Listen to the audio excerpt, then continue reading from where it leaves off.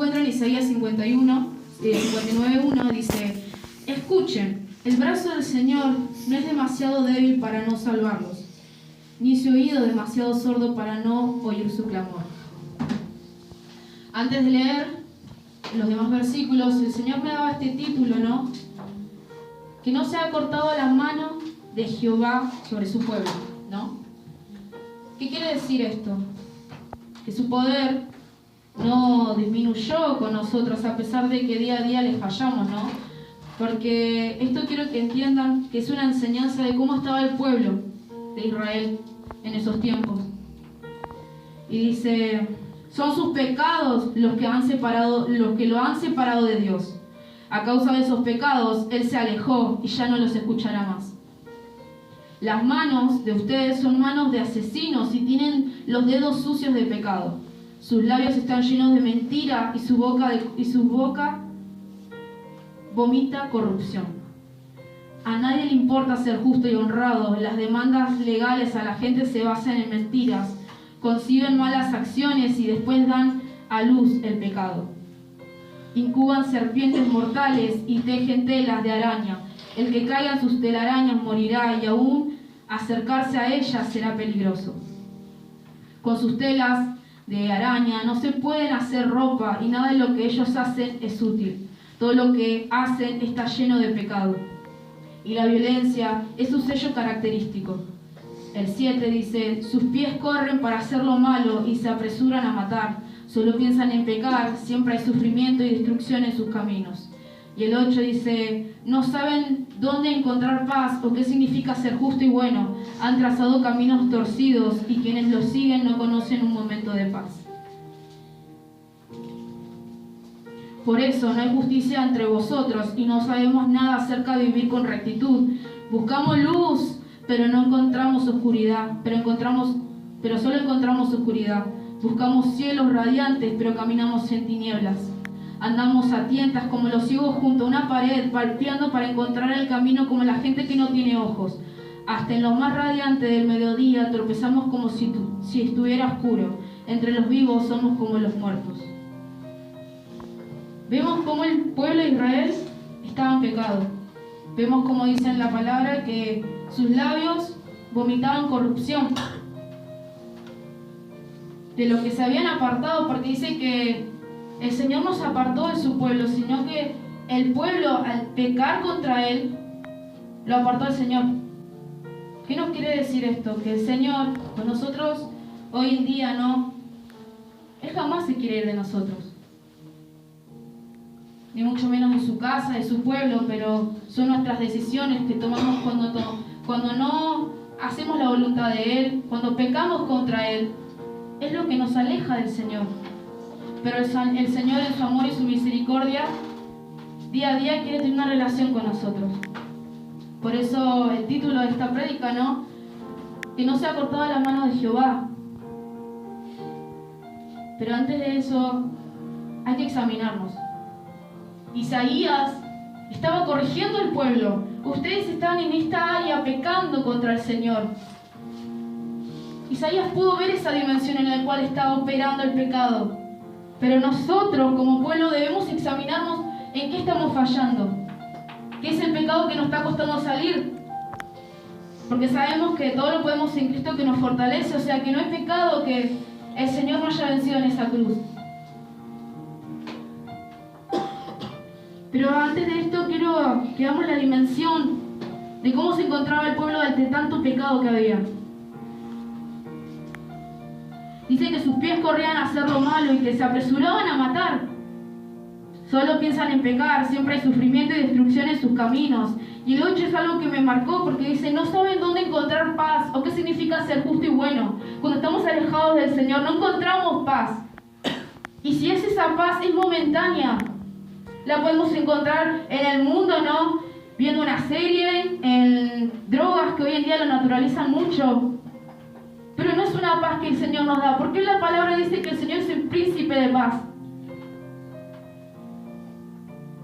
Dice que han trazado caminos torcidos y quienes los siguen no conocen un momento de paz. ¿Queremos nosotros como iglesia no tener paz y alejarnos del Señor?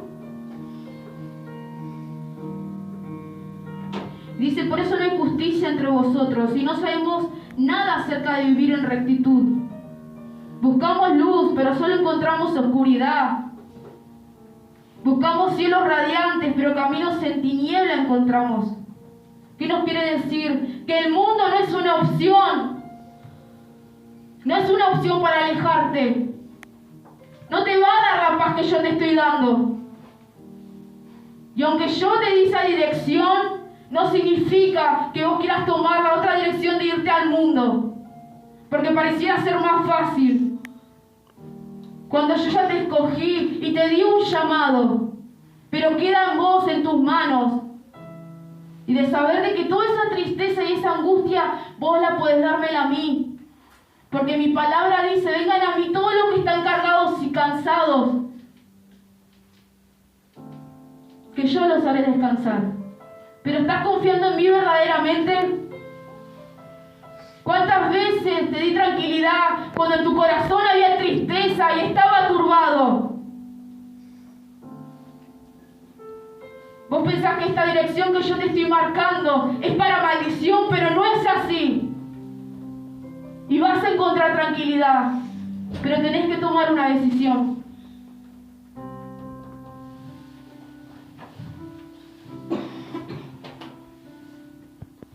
Y el 10 dice, andamos a tientas como los ciegos junto a una pared, palpeando para encontrar el camino como la gente que no tiene ojos. Hasta en lo más radiante del día tropezamos como si estuviera oscuro, entre los vivos somos como los muertos. Me lleva la palabra en Mateo 15:14 y dice, déjenlos, pues son ciegos que guían a otros. Y si un ciego guía a otro ciego, ambos caerán en el hoyo. ¿Qué quiere decir? Un ciego no puede guiar a otro ciego. Si tu vida espiritual está corrompida por el pecado, vos no puedes guiar a otra persona porque va a caer en lo mismo que vos estás.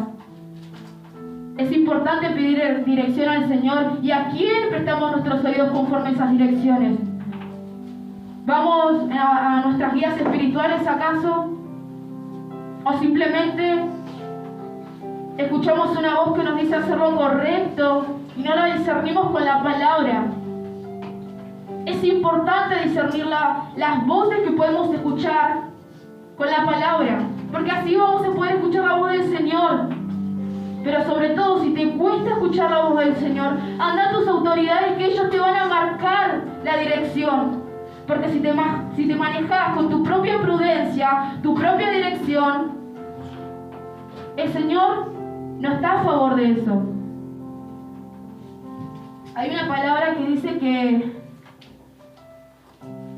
el Señor endereza los pasos del hombre. No me acuerdo muy bien la palabra, la tendría que buscar, pero justo se me vino ahora.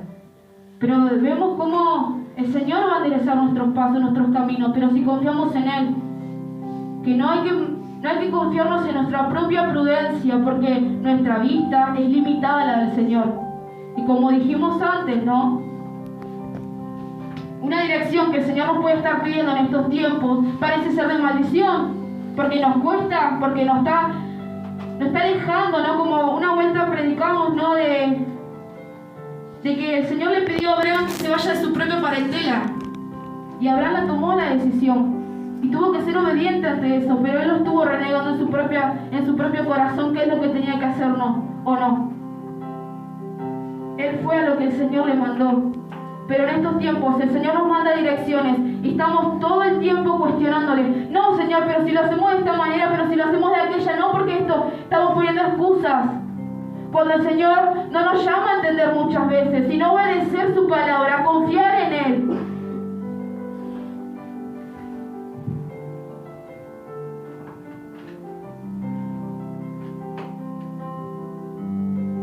Y esto me lleva a Joel 2:12, dice, por eso pues ahora dice Jehová, convertíos a mí con todo vuestro corazón y con ayuno, lloro y lamento.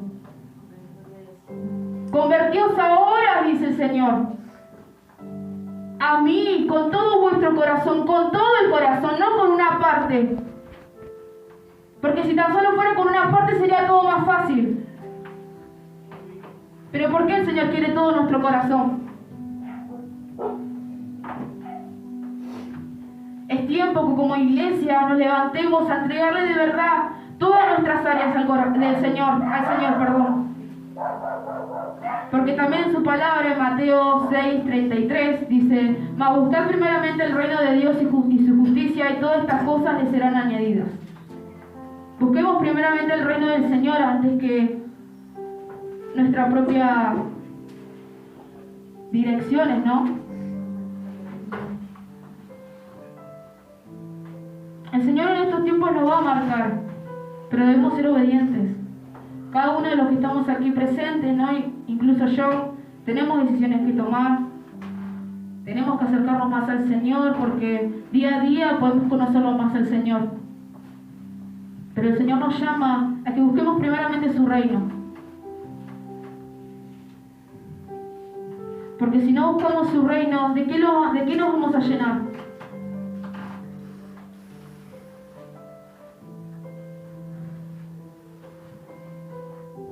¿Qué es lo que le estamos entregando al Señor cuando nos levantamos? ¿Oramos? ¿Agarramos nuestro celular? ¿Qué es lo que estamos haciendo con las primeras horas que el Señor nos da? Porque si nosotros oramos y buscamos del Señor a los primeros horas que nos levantamos, muchas de las cosas van a ser diferentes. Porque cuando buscamos la presencia del Señor, buscamos direcciones, el Señor nos advierte, el Señor nos llama a que podamos hacer diferentes cosas de las que teníamos planeadas. Pero eso buscando primeramente su reino. Y aun cuando nos levantamos debemos de buscar al Señor.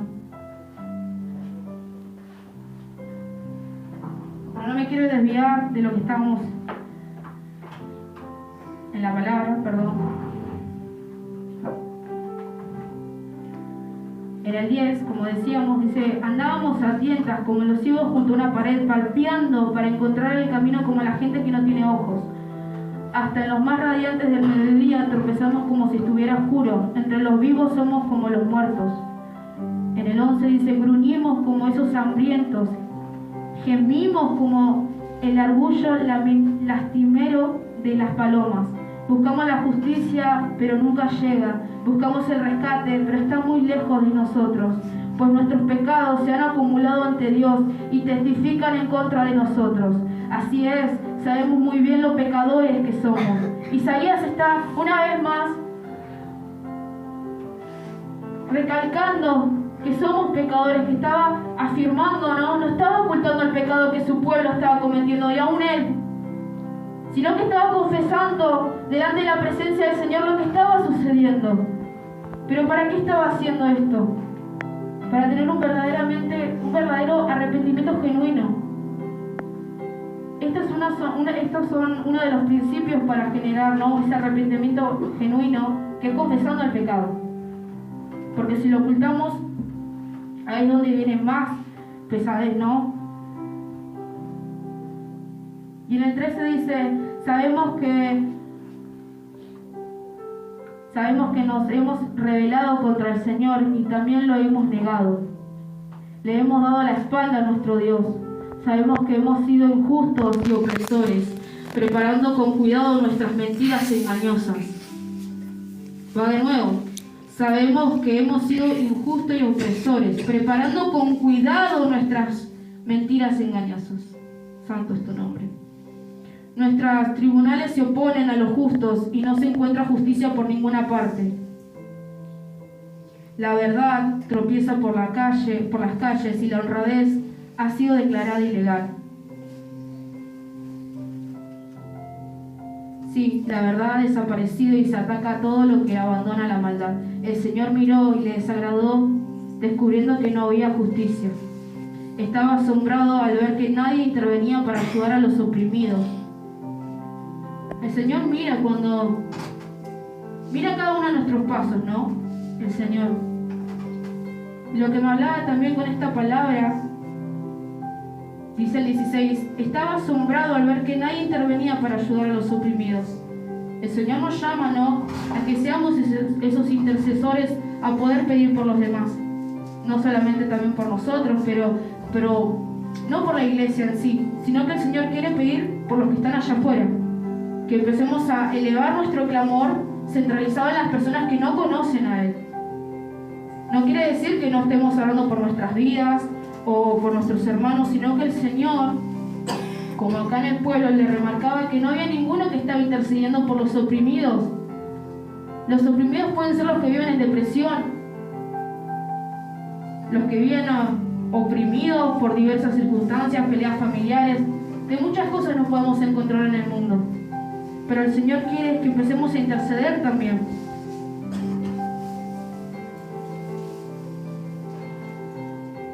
Y dice, así que se interpuso él mismo para salvar con su brazo fuerte, sostenido por su propia justicia. Se puso la justicia como coraza y se colocó en la cabeza el casco de la salvación. Se vistió con una túnica de venganza y se envolvió en su manto de pasión divina. Él pagará a sus enemigos por sus malas obras y su furia caerá sobre sus adversarios. Les dará un merecido hasta los confines de la tierra. En el occidente la gente respetará el nombre del Señor. En el oriente lo glorificará, pues Él vendrá como una tempestuosa marea, impulsando por el aliento del Señor. El Redentor vendrá a Jerusalén para rescatar a Israel, a los que se hayan apartado de sus pecados. Gloria a Dios, dice el Señor.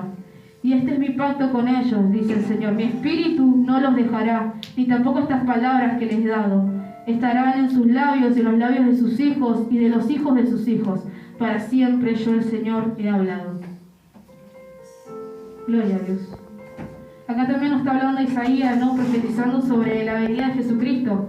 Porque al ver un pueblo que no intercedía por los mismos que estaban allí, el Señor ya estaba hablando de que iban a haber un intercesor. Que nuestro intercesor, ¿quién es? Jesucristo. Pero una vez más, ya tenemos, hoy podemos ver esa profecía cumplida, ¿no? Que por su misericordia estamos acá, ¿no? Pero también, como les decía, el Señor nos llama también a poder pedir por los demás. Y no suena muchas veces egoísta ni nada, cuando pedimos por nosotros mismos y demás, ¿no? Pero también nos hablaba que el arrepentimiento es necesario para que Jesús interceda por nosotros. Porque si día a día estamos justificándonos lo que hacemos mal delante del Señor, ¿cómo el Señor va a poder interceder por nosotros? Dice en su palabra que Él renueva sus misericordias día a día. Pero ¿qué más dice su palabra? Dice que Él escucha las oraciones de los justos. Y los justos se refiere, ¿no? Como vimos una vez en un estudio bíblico, que hablaba que el Señor no escucha las oraciones con pecado en el corazón, sin fe y demás. Entonces, ¿qué nos está queriendo decir? Que como hijos del Señor debemos ser ese pueblo arrepentido delante de su presencia, porque Juan, cuando vino a predicar, dijo: arrepentidos, que el reino del Señor se ha acercado. ¿Estamos predicando eso? ¿El verdadero arrepentimiento del Señor? En estos tiempos muchos se han dejado llevar por falsas doctrinas de prosperidad, de abundancia, pero el Señor nos llama también a corregir eso, a que no se siga propagando, porque está operando ahí la mentira y son espíritus también, pero ¿estamos haciéndolo con nuestras fuerzas? ¿O por qué el Señor nos llama a ayuno, oración y demás? Porque la lucha no es contra carne ni sangre, sino contra principados y potestades. Todo esto lo vamos a ganar de rodillas, hermano, clamando al Señor. Pero hay que tomar una decisión y saber de que en cada prueba, en cada lucha que podemos estar, recordemos Nehemías 8:10, que la fortaleza del Señor es nuestro gozo. Cuando el Señor nos fortalece día a día, a pesar de que la prueba, la lucha sea fuerte, hay que gozarnos delante de su presencia. Porque ahí es donde como que el Señor nos renueva más, nos levanta más. Pero si cuando estamos batallados, por así decirlo, entre comillas, no nos gozamos delante de su presencia, ¿qué más nos va a llenar de gozo? Recordemos que cuando nosotros venimos a un culto es para alabar al Señor. Es la consagración de los santos. Entonces, ¿qué estamos haciendo cuando venimos? Debemos alabarlo con todo nuestro corazón al Señor, a pesar de que en nuestra casa y demás, o de camino no la pasamos bien y demás. Pero es tiempo de que nosotros nos levantemos con gozo del Señor, con un corazón arrepentido, buscando primeramente su reino, su justicia, convirtiéndonos a Él de todo nuestro corazón. Y el Señor me llevaba también a Oseas 14:3, dice: yo sanaré su rebelión, los amaré de pura gracia, porque mi ira se apartó de ellos. Una vez más, el Señor nos muestra su misericordia, su amor, pero para esto debemos tomar la decisión de arrepentirnos de lo que muchas veces hacemos que nos aleja del Señor y alejarnos del pecado. Levantarnos, porque cuando no nos levantamos delante de la presencia del Señor, ¿quién está detrás allí, como león rugiente, buscando a quien devorar? El enemigo, Satanás. Imagínense cómo está Satanás. Viene con todo Satanás, no viene con una palmadita y demás. Porque quiere tu muerte, porque quiere que vos abandones todo. Sabemos que Él no tiene perdón, pero quiero que vean la dimensión en la cual está operando Satanás desde ya. Y por qué el Señor día a día nos demanda levantarnos, a restaurarnos. Porque Satanás quiere eso, quiere que te aburra de la presencia del Señor, que te aburra leer la palabra, que te aburra orar, que lo cuestiones. Esas son operaciones del enemigo y de todo lo que está operando atrás de ello. Pero nosotros tenemos que tomar una decisión: seguir escuchando a Satanás, seguir escuchando sus maquinaciones, o tomar la decisión de agarrar la Biblia, o ponerte a orar y buscar primeramente su reino. Ahí es donde vos marcas la diferencia como hijo e hija del Señor, porque afuera hay necesidad, hermano. No podemos estar todo el tiempo pensando en nuestras pruebas, nuestras luchas y demás, cuando afuera el Señor nos mandó a predicar. Si no fuera más fácil. Sabemos que la salvación es de cada uno, pero ¿por qué Dios nos está demandando todo el tiempo levantarse, restaurarnos? Porque ya no quiere, el Señor no le gustan los perezosos. Y estamos siendo perezosos en estos tiempos.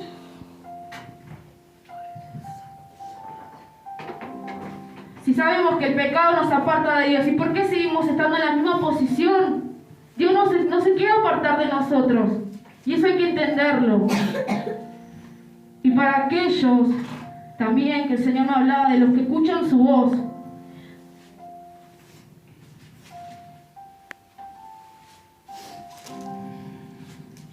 De los que escuchan su voz y piensan que es su carne.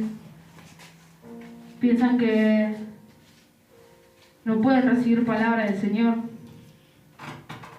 Me hablaba en Ezequiel. Esperen que lo busco.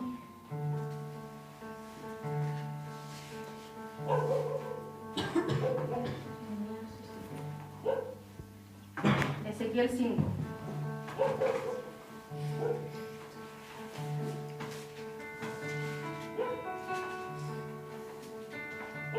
Perdón, Ezequiel 2. Llamamiento de Ezequiel. Y dice: me dijo: hijo de hombre, ponte sobre tus pies y hablaré contigo. Y luego me habló, entró el Espíritu en mí y afirmó sobre mis pies. Y al oír el que me estaba hablando me dijo: hijo de hombre, yo te envío a los hijos de Israel, a gente rebelde que se rebelaron contra mí. Ellos y sus padres se han rebelado contra mí hasta este mismo día. Yo pues te envío a hijos de duro rostro y de empedernido corazón. Y les dirás: así ha dicho Jehová el Señor. ¿Acaso ellos escuchan? Pero si no escucharen, porque son una casa rebelde, siempre conocerán que hubo profetas entre ellos. Y tú, hijo de hombre, no le temas, ni tengas miedo de sus palabras, aunque te hallas en zarza y espinos y moras con escorpiones. No tengas miedo de sus palabras, ni temas delante de ellos, porque son casa rebelde.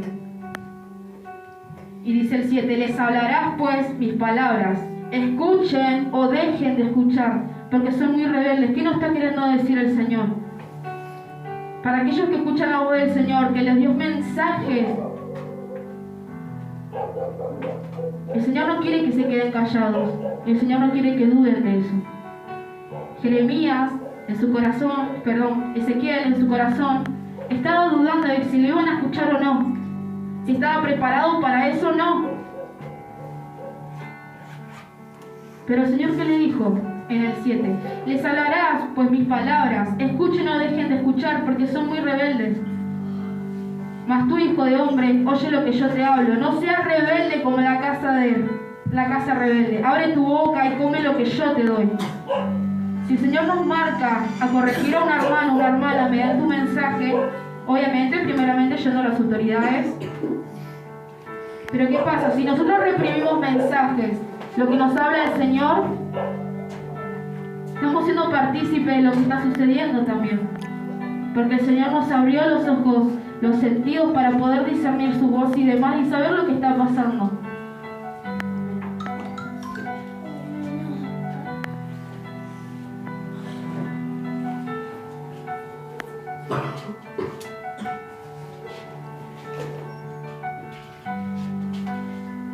Y en el capítulo 3, versículo 4 dice: luego me dijo, hijo de hombre, ve a ella y entra a la casa de Israel y habla con ellos mis palabras, porque no eres enviado a pueblo de habla profunda ni de lengua difícil, sino a la casa de Israel.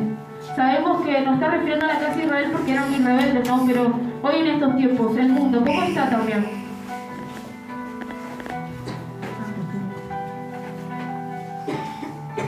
No hay mucha diferencia entre lo que Dios nos habla en el Antiguo Testamento y lo que sucede hoy como pueblo.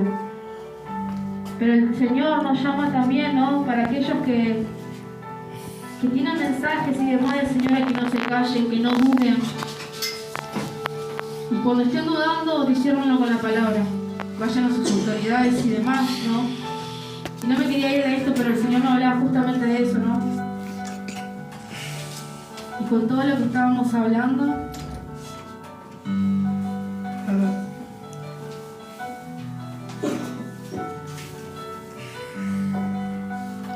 es tiempo, ¿no?, de levantarnos, de saber que el Señor no nos dejó solos y que está su Espíritu Santo para acompañarnos día a día. Y de saber de que si hoy el Señor nos trajo este mensaje, es para que podamos sentir su Espíritu Santo a pesar de tantas cosas que nos pasan y demás, ¿no? Que el Señor quiere que lo amen, que verdaderamente puedan conocer su corazón, que tomemos cada corrección que Dios nos da, como hijos obedientes que debemos de ser, ¿no? Y nada, hermanos, hasta acá llega la palabra. Espero que sea de bendición para sus vidas y un fuerte aplauso para